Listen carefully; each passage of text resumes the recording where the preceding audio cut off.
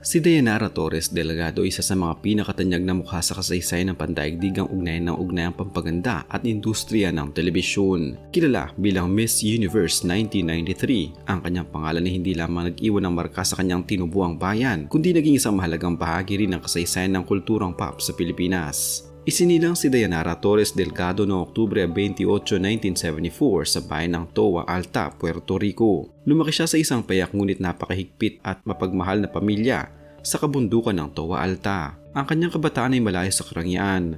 Ang pamilya Torres ay dumanas ng matitinding kakulangan sa pinansyal, kung kaya't hindi sumagi sa kanyang isip na makilahok sa mga patimpalak na kagandahan, kahit na madalas niyang pinapanood ang mga ito sa telebisyon. Ang kanyang orihinal na plano pagkatapos ng mataas na paaralan ay mag-aral ng kursong dentistry sa isang universidad upang matulungan ang kanyang pamilya. Bago sumapit ang kanyang pagtatapos sa mataas na paaralan sa edad na 17, nagbago ang takbo ng kanyang buhay nang matuklasan siya ng 2 talent scout habang naglalakad sa Plaza de Toa Alta. Dahil sa kanyang angking tangkad, asul na mga mata at kakaibang karisma, hinikayat siya ng mga scout na katawanin ang kanilang bayan sa pambansang patimpalak.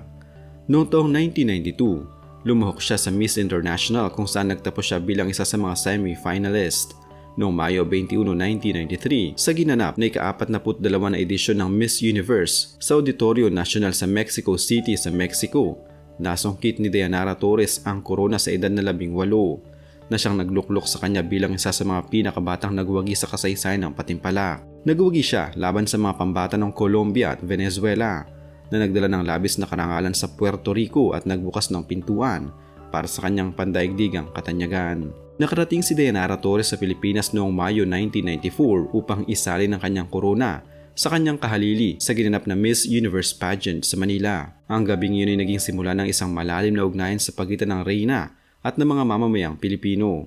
Sa kanyang huling pagrampa, ipinamalas niya ang kanyang mainit na ngiti at nakipagduet pa sa mga sikat na mga awit na si Pibo Bryson sa awiting A Whole New World. Ang kaganapang ito ang nagtulak sa mga lokal na producers ng telebisyon at pelikula na alokin siya ng mga kontrata upang manatili sa bansa. Nanirahan si Torres sa Pilipinas sa loob ng 5 taon mula 1994 hanggang 1999. Sumikat siya sa bansa dahil sa kanyang kakayahang makibagay sa lokal na kultura, pagkaaral ng wikang Tagalog at pagpapakita ng pambihirang talento sa pagsasayaw. Binansagan siyang dancing queen ng Pilipinas noong dekada 90. Naging isa siya sa mga orihinal na host ng sikat na lingguhang programang ASAP ng ABS-CBN noong Pebrero 1995, kasama sina Gary Valenciano, Martin Rivera, Paps Fernandez at Ariel Rivera. Bukod sa telebisyon, pumasok din siya sa mundo ng pag-arte sa ilalim ng Star Cinema. Bida siya sa pelikulang Basta't Kasama Kita noong 1995 kasama si Aga Mulak, kung saan gumanap siya bilang isang European princess na naghahanap ng kalayaan. Sinundan ito ng pelikulang pangkabataan na Hataw Na noong 1995 kasama si Gary Valenciano at ang komedya-aksyon na Type Kita, Walang Kukontra noong 1999 kasama naman si Cesar Montano. Matapos ang kanyang matagumpay na karera sa Asia, nagpasya si Torres na bumalik sa Puerto Rico at lumipat sa Estados Unidos upang ipagpatuloy ang kanyang karera sa musika at pag-arte. Noong 9 ng Mayo 2000, ikinasal siya sa sikat na Latin international singer na si Mark Anthony sa isang mabilisang sibil na seremonya sa Las Vegas, Nevada. Ang kanilang relasyon ay naging sentro ng pansin ng media sa buong mundo. Sa kabila ng pagsisikap na panatilihing buwang pamilya, kabilang ang muling pagpapakasal at pagpapanibago ng kanilang mga panata sa isang marangyang seremonya sa Katedral ng San Juan, Puerto Rico noong Desyembre 2002, ang kasal ay nauwi rin sa tuluyang pagkasira. Opisyal na aprubahan ang kanilang diborsyo noong 1 ng Hunyo 2004. Mula noon, itinuon ni Torres ang kanyang buong buhay sa pagiging isang solong ina upang palakihin ang kanyang 2 anak.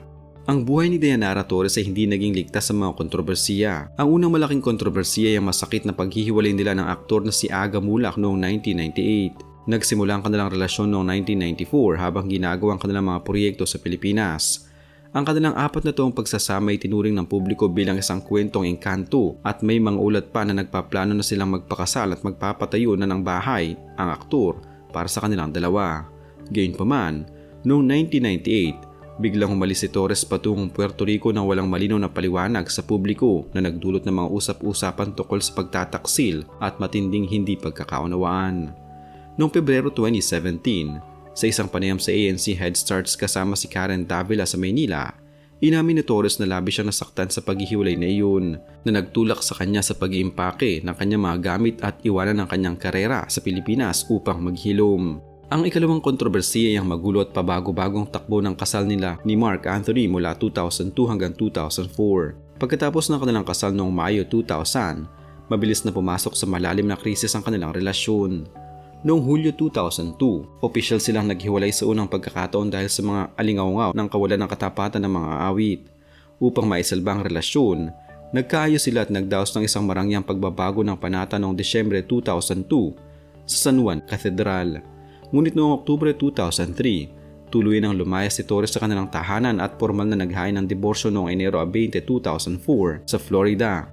Ang ikatlong kontrobersiya ay ang marangyang kasal ni Mark Anthony kay Jennifer Lopez 4 na araw lamang matapos ang diborsyo noong Hunyo 2004 kay Dayanara Torres. Ang mabilisang pagpapakasal ng kanyang dating asawa na sikat na pop star noong Hunyo 5, 2004 ay nagdulot ng malaking issue sa media. Lumabas sa mga espekulasyon na matagal nang may lihim na relasyon sina Mark Anthony at Jennifer Lopez habang kasal pa ang mga awit kay Torres. Ang sitwasyong ito ay naglagay kay Torres sa ilalim ng matinding pagsusuri ng mga paparazzi.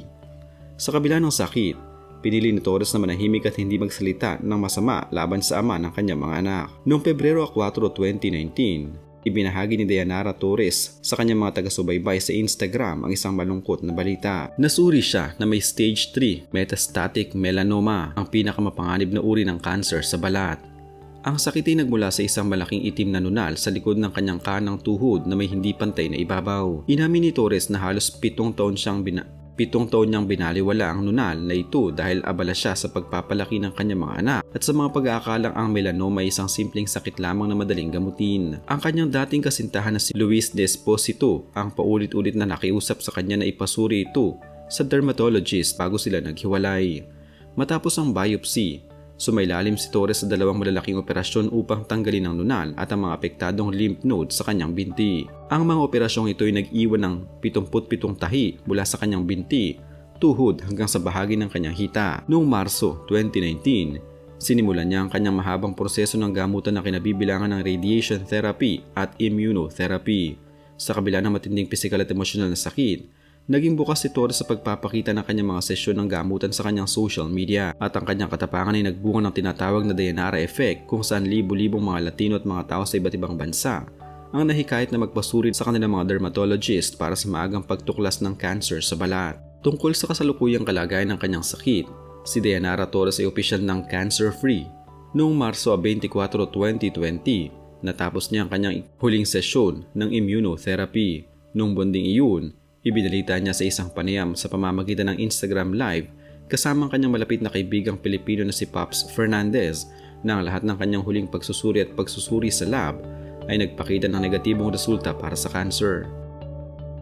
Sa kasalukuyan, si Dayanara Torres ay naninirahan sa Los Angeles, California at sa Miami. Aktibo pa rin siya sa industriya ng libangan, partikular sa merkado ng telebisyong Espanyol. Nagtatrabaho siya bilang isang regular na co-host at nagbibigay ng mga special na ulat sa iba't ibang programa sa Univision. Isa sa kanyang mga pangunahing trabaho ay ang pagiging host para sa sikat na taon ng pagdiriwang na Dick Clark's New Year's Rockin' Eve para sa edisyong Espanyol na ginaganap sa Puerto Rico.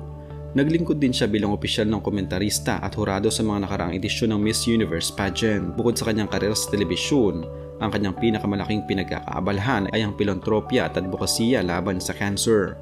Noong Oktubre 2020, opisyal siyang hinirang bilang pangunahing tagapagsalita at modelo para sa kampanyang #GetNaked ng Melanoma Research Foundation. Ginagamit niya ang kanyang impluwensya upang basagin ang maling paniniwala na ang cancer sa balat ay tumatama lamang sa mga taong may mapuputing balat o sa mga matatanda. Nakikipagtulungan din siya sa mga kilalang tatak ng kasuotan tulad ng Coolie Bar upang magpalaganap ng mga produkto may proteksyon laban sa mapaminsalang sinag ng araw. Nananatili rin siyang nakatutok sa pagsuporta sa mga sining at malikhaing proyekto ng kanyang mga anak habang pinapanatili ang kanyang katayuan bilang isang walang kupas na icon ng kagandahan at katatagan.